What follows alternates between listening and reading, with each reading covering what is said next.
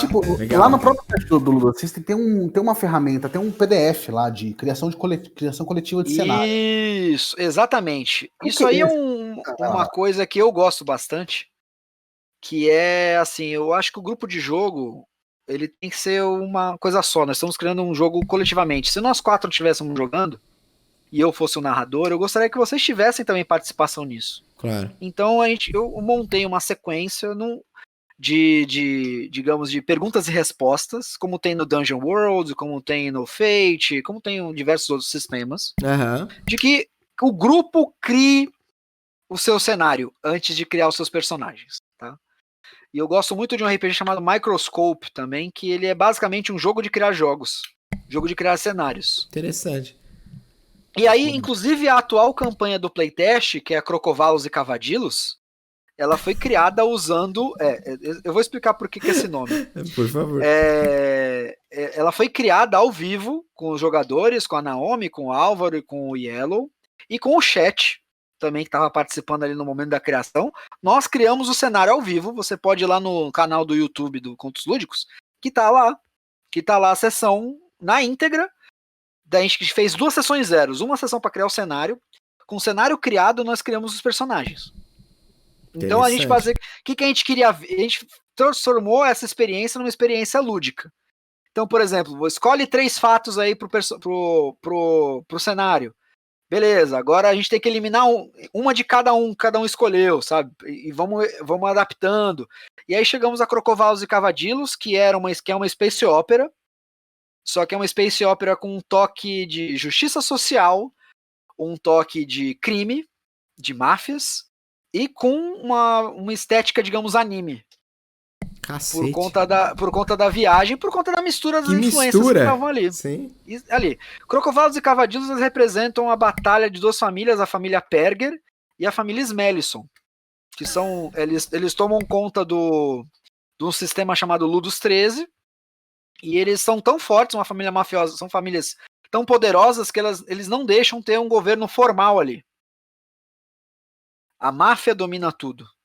Interessantíssimo. Então, e dentro desse cenário, você tem preconceito, você tem escravidão, você tem ficção científica, você tem um pouco de humor, você tem aventura, você tem poderes, você tem ação, você tem algumas raças que nós somos criadas. O próprio, por exemplo, as famílias Perger e Smellisson foram em homenagem a pessoas no chat. Então, diversas coisas que nós temos de elementos no Crocovalos e Cavadilos são das pessoas que estavam ali na hora criando com a gente. Então, por exemplo, o grande vilão até agora, que é o Maurício Perger, é o Maurício Perger, que está sempre direto com a gente lá. Entendi. O outro vilão, que é o Ulisses Smellisson, foi baseado no Dungeon Master Guia. Mas qual foi o processo, mano? A ideia vinha de alguém, aí todo mundo acatava? Lógico, eu estruturei isso, tá? Eu fiz uma sequência de estrutura, baseado em algumas coisas que eu acho importante a gente ter isso. E aí eu fui fazendo rodadas. Primeiro fala o fulano, depois fala o ciclano, e a gente foi aparando com comentários do chat, e a gente foi brincando com isso. E depois dessa sessão eu peguei todas as informações, eu fiz uma cacetada de informação, dei aquela parada, dei aquela lustrada, eu levei para os jogadores aprovaram e a gente tocou ficha para criar os personagens, baseados nas raças que o chat tinha criado junto com a gente, né, os jogadores criaram junto com a gente, baseado nos planetas que a gente queria ver, nas situações que a gente queria ver. Toda essa modelagem do que você está descrevendo foi tudo dentro das balizas do Ludo System. Tudo, se eu quiser pegar o Ludo System agora e falar assim, André, vou tentar fazer a mesma parada que você fez aqui na live. Dá pra fazer. Bora. Eu tenho baliza suficiente pra conseguir fazer isso rolar. Dá pra você fazer. Que foda, mano. Que da hora. Dá pra você fazer. E olha só que legal, assim, não é uma coisa que a gente encontra em qualquer sistema, sabe?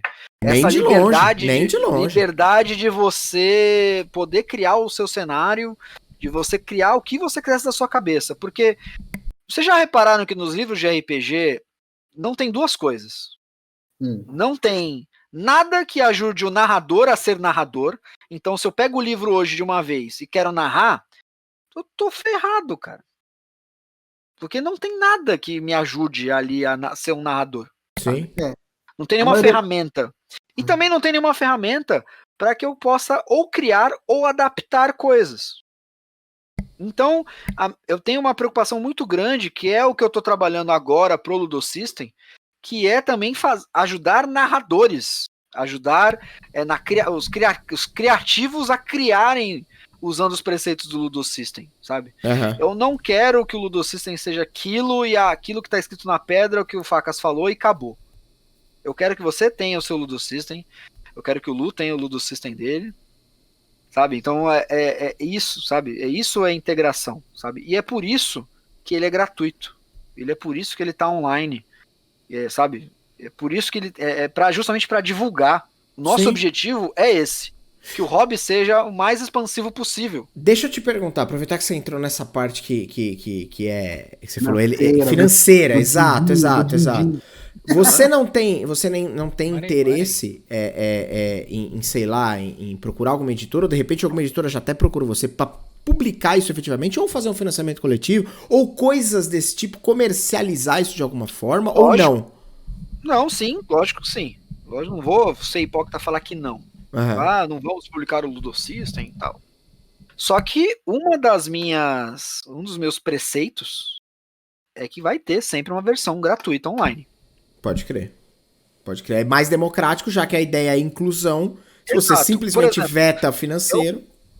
Exato, mas por exemplo, lógico, vamos supor aqui, a gente gosta de, por exemplo, é diferente de você ter uma cópia do Starfinder, por exemplo, ou uma cópia do Star Wars RPG, como a gente já falou aqui, uma cópia, uma Xerox, ou mesmo uma cópia digital, e você ter o livro. Sem dúvida.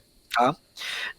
O livro, ele é um objeto em si, ele é um artefato em si, sabe? Ele é uma outra coisa, é uma outra versão daquelas regras e tudo mais.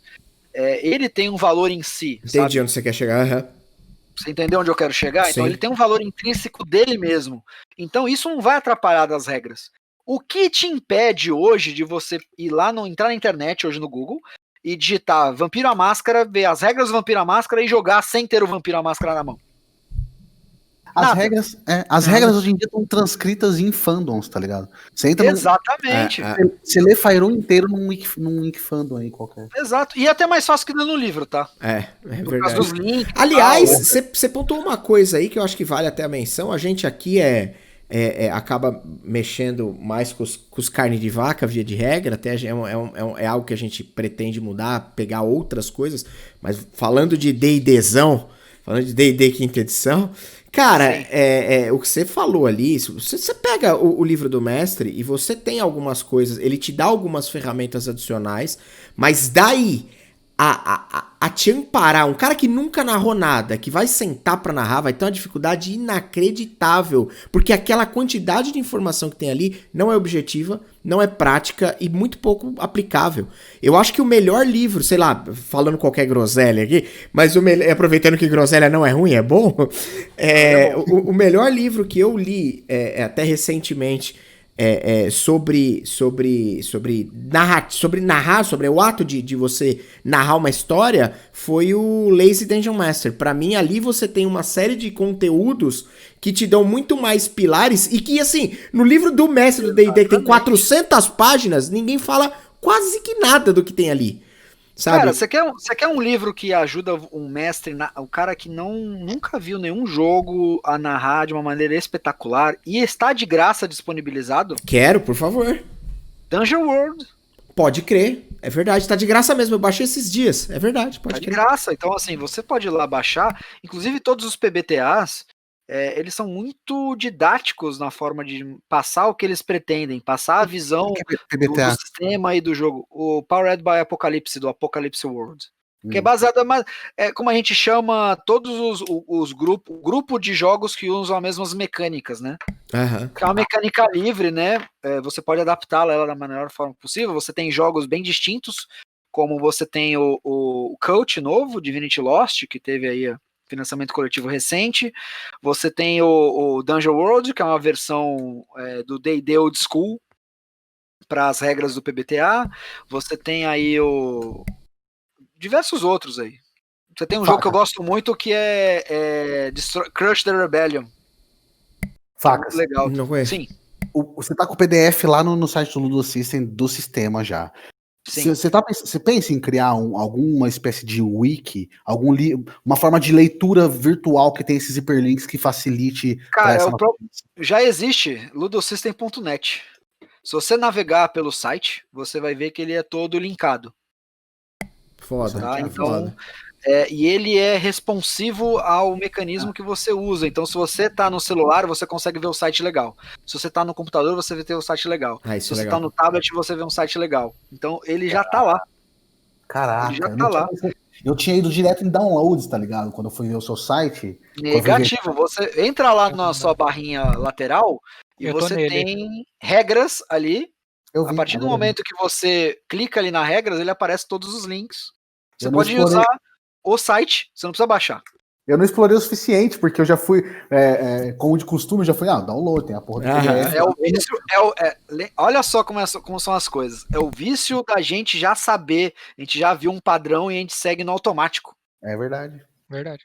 Entendeu? Então, assim, é isso. Porque pra mim, assim, aí, abrindo o coração pra vocês aqui, pra mim o RPG ele é quase terapêutico, sabe? Porque eu trabalho online, conectado, trabalho com mídias sociais, a gente tem as nossas mídias sociais que hoje é inevitável você...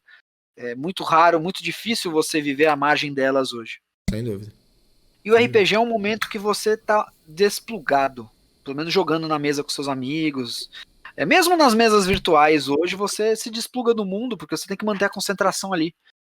E o Ludo System, eu acho que eu tento criar o jogo para ter essa ilha de tranquilidade para todo mundo.